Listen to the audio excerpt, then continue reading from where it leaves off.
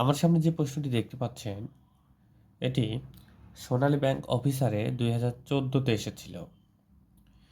তো এই টাইপের প্রশ্ন আমরা কিভাবে খুব সহজে এবং খুব অল্প সময়ে সমাধান করতে পারি তা আজকে দেখাবো। তাহলে ফার্স্ট আমাদের এই প্রশ্নটি থেকে সবচাইতে ছোট পাওয়ার কার আছে? ছোট পাওয়ার আছে 5^12 আর 5^13। তাহলে এই দুটার মধ্যে পাওয়ার ছোট হলে এই 5^12। তাহলে আমরা 5^12কে কমন নিয়ে নিই। কমন নিলে এখানে কি থাকবে? 1। আর এখানে যদি আমরা সূচকের ভাগের নিয়ম অ্যাপ্লাই করি, কমন নেওয়া হলো ভাগ করা। কোনো জিনিস কমন নেয়, অর্থাৎ আমি এই দুইটা থেকে 5^12 কমন নিয়েছি। এখন 5^12 দ্বারা একেও ভাগ করতে হবে, একেও ভাগ করতে হবে। একে ভাগ করে আমি ফলাফল পেয়েছিলাম 1।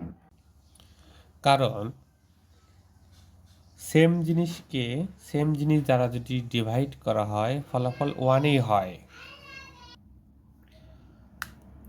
এখন আমার এদিকে আমি সাইডে দেখাই যে 5^13, তাহলে এটিকে ভাগ করব আমি 5^12 দ্বারা। তাহলে 5^12। আচ্ছা, আমরা সূচকের ভাগের নিয়মে দেখেছিলাম কি, যে বেস যদি সেম হয় তাহলে পাওয়ার বিয়োগ করতে হয়। তাহলে আমরা যদি 13 থেকে 12 বিয়োগ করি তাহলে আমরা কত পাবো? 5^1, দ্যাটস মিন 5। তাহলে আমার এখানে ফলাফল থাকবে কত? 5।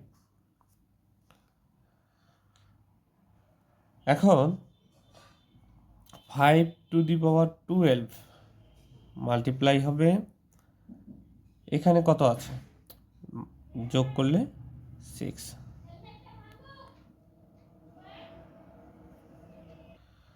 তবে সোনালী ব্যাংক অফিসার 2014 যে প্রশ্নে আমাদের এমসিকিউ প্রশ্নটি ছিল, সেখানে অপশন দেওয়া ছিল এভাবে 6।